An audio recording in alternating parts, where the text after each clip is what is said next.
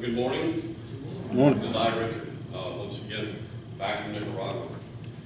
For today's scripture reading, I want to read from Matthew, chapter 15, verse 34 through 38. I was going to try this in Spanish. How many loaves do you have? Jesus asked. 7, they replied, and a few fish. He told the crowd to sit down on the ground, and he took the 7 loaves and the fish, and when he had given thanks, he broke them and gave them to the disciples, and they in turn to the people. They all ate and were satisfied. Afterwards, the disciples picked up 7 basketfuls of broken pieces that were left over. The number of those who ate was 4,000 men, besides women and children. This is the reading of the word. Thanks be to God.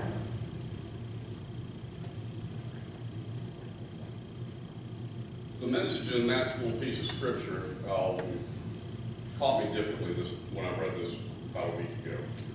I'd always looked at that and looked at the miracle that came with feeding 4,000 people out of nothing.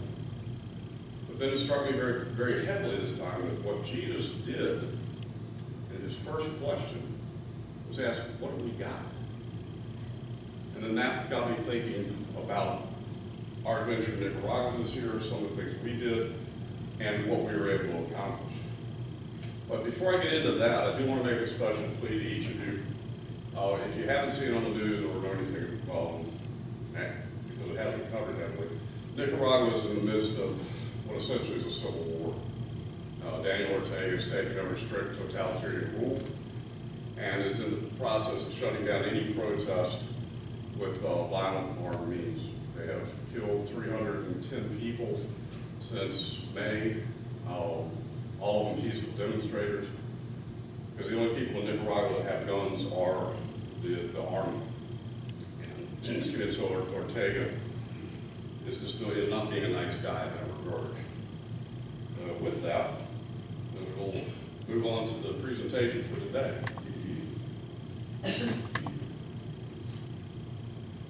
The question that Jesus posed to the disciples, and I know in everything that they taught me while I was in engineering, the first thing you have to do is start defining the problem. And part of the definition of the problem is finding out what resources you have available to you.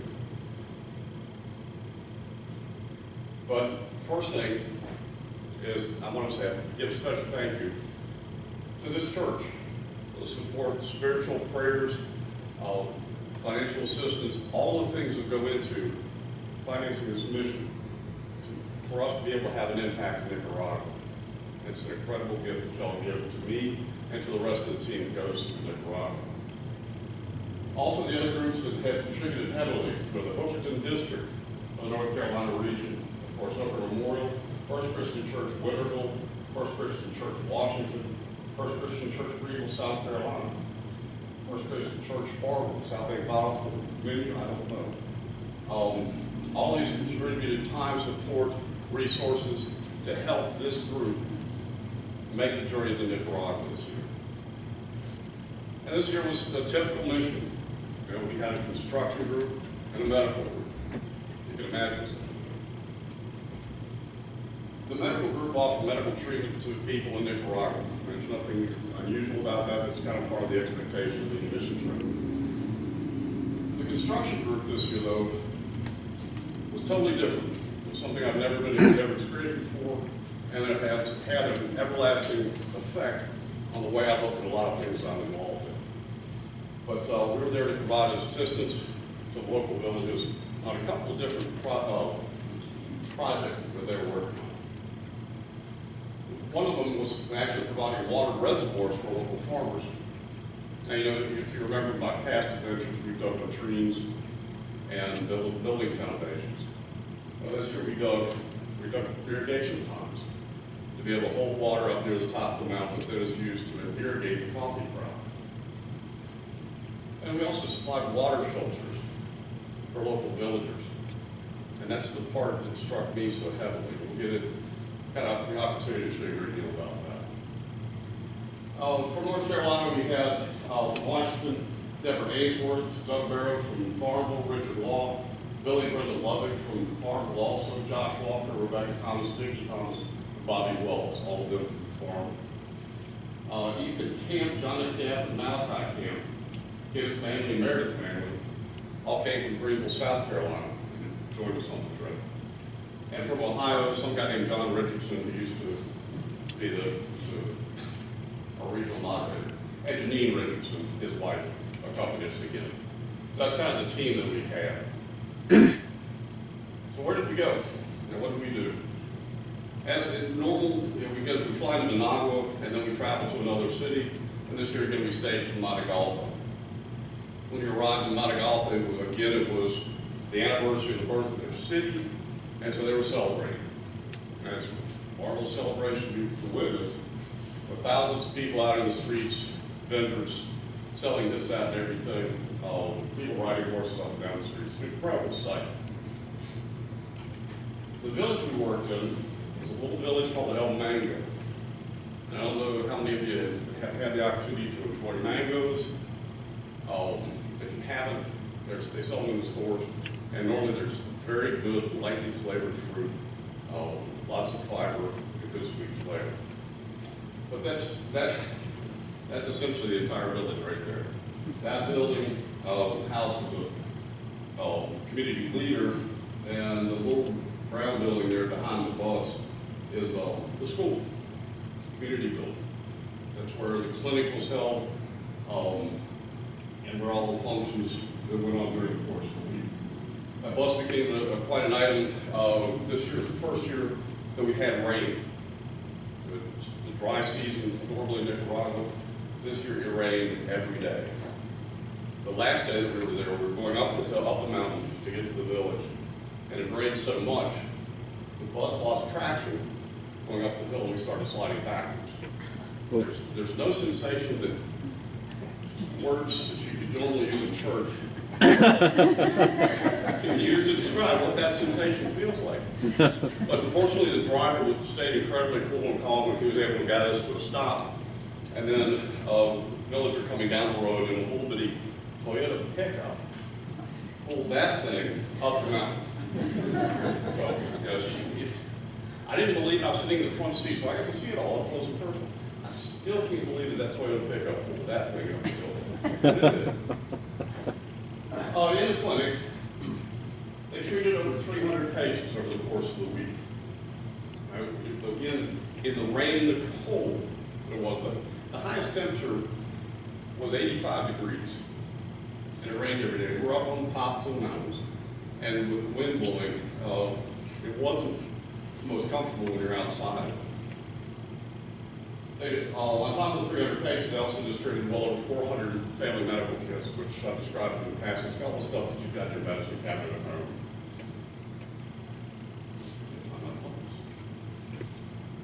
Out of the clinic came one of the best lessons of the week, though. And one of the things I always struggle with is patience and persistence. And in the course of the week, Mother Nature in Montezuma found a way to visit our group. And Wednesday night, many of us became ill. And so Thursday morning, I couldn't go to the village because I was spending too much time talking in this little room. But in the course of that day's visits, a lady came from 2 hours away. She walked for 2 hours. She's 80 years old. She walked in the rain, the mud, up and down the hills, the mountains in that area for 2 hours to get to the clinic to see a doctor. And when I heard about that, I couldn't help but thinking about my impatience when I go to my doctor here. And if anybody knows Will Gay, he'll tell you the same thing. If I have to sit in the office for more than about 10 minutes, I get antsy. I go up and see the nurse, and I'm what are you going to do? And this woman was willing to walk. And I get up, I drive to the office, wait 10 minutes, I get upset. She walked for 2 hours, saw the doctors, then turned around and walked back. It was absolutely incredible. So that taught me a great deal about my impatience, my unwillingness to be patient, and showed me something I need to work on. But what would Nicaragua wouldn't be the same without digging a couple holes. Well, the gentleman in the hole there is Billy Lovett, and that's one of the irrigation ponds that we were digging. They dug the pond. It's about 3 feet, between 3 and 4 feet deep, about 20 feet long, about 20 feet wide. They dug 2 of these. one on Monday and one on Tuesday. They cover it in black plastic, so it'll collect rainwater to then be used to irrigate the coffee crop. Another task, and my apologies for the size of the print, but these little bags that you might be able to see up and down through the middle of the picture diagonally, those are seed bags. And those bags are used to start coffee plants. They'll, just like you have trays that they'll start tomatoes in, that kind of thing. In Nicaragua, that's how they start coffee plants. They assembled 500 of those Friday morning before we got on the last day we were there, which is incredible by itself. But then the other project, one that I actually spent a great deal of time on, was the water filters. And this is the point where we're getting organized, laying out all the parts that we had to assemble, put together. There's more of the canisters that we were using. It's 4-inch PVC pipe.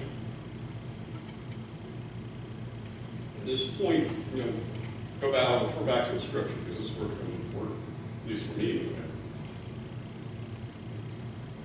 This is where the scripture comes into play. Our past year's efforts have been focused on digging for new construction, that type of thing. But Doug Barrow, who really heads up this group, has always worked with State by requesting that we find a way to be involved in a project that provides a more sustainable effect for the people in Nicaragua. And State by, we've known for years that parasites are a huge problem in the water system.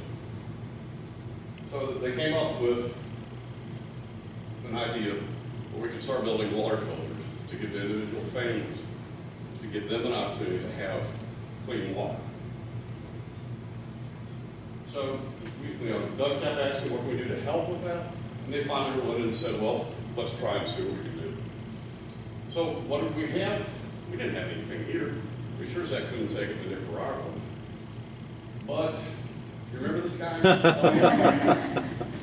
Well, MacGyver lives in different manifestations all over the world. He's well known for, he figure out how to take whatever he's got and get out of a major problem. Well, he's got a brother. The guy in the leather coat there is a gentleman by the name of Juan Carlos. He works for CCLI in Montreal. He started playing with designs for water filters. And over the past 3 years, he refined the design down to a water filter that is just like that. It's a 12-inch piece of PVC pipe. It contains a little bit of sand, a little bit of gravel, and some charcoal. All of these are readily available to the people in Nicaragua. So is PVC pipe, so it's easy enough to assemble them. And he designed it.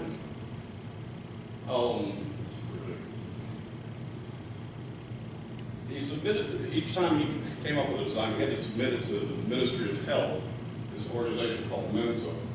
And it's easy to get them confused with the people with the big brains. Trust me, Mensa is not the brainiest outfit in the world.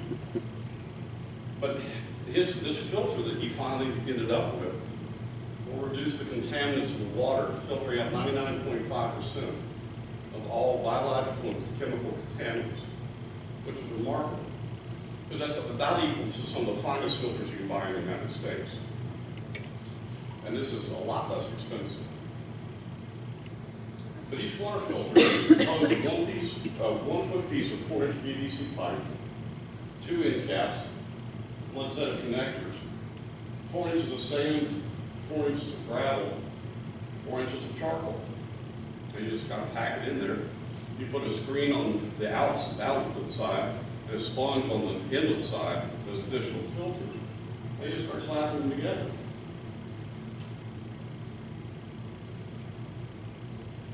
Once that's finished, the reason the garbage can's sitting up here is not because Carrie usually keeps garbage up here, but because that's the size of what the final unit looks like. You put that in the bottom of a 30-gallon trash can, drill a hole in it, slide the spigot on it, fill it up with water, turn the spigot on, you got clean water coming out the end of it. So finally, in Nicaragua, families are able to collect water. Whether they go to the local well and carry it back, or whether they collect rainwater off the roof. They collect that water, purify it, and drink it. We assembled 150 of these systems. Now, State Pilot, we caught them off guard. It's wonderful. They said they just wanted us to go ahead and do as many as we could over the course of the week. And what they had left, they would move. They had other groups coming in that they would use it for. We built them all in 2 days. We took good old American ingenuity, mass production, and we had it built and finished by Tuesday afternoon. And people say, "I look around going, what do we do now?" So that's a good problem to have. Well, we got that put together, and the greatest gift that came from that was as we met at the village of Las Mercedes, which is another village that we worked on in the past, worked at in the past. One of the mothers came up and hugged many of us, and I was one of them. And she just stopped and said, "Thank you for giving her son an opportunity for a healthier life." And when somebody comes up to you and says that to you, it'll tug your heart. It'll bring tears to your eyes, and it's a great thing. But that's the village of Las Mercedes, some of the ladies with their systems, and they were so happy to have those. It looks kind of a native, it's simple, but watching them, you pick them up and carry them back to their houses, and the joy that was on their face, and the happiness that they had an opportunity for that. I don't have words to describe it completely. And the message of that was all this was created out of a bunch of crazy gringos working with Juan Carlos, assembling pieces of common everyday stuff very simply into a system that helps provide somebody with long-term sustainability. So in that helped us find a little bit of paradise.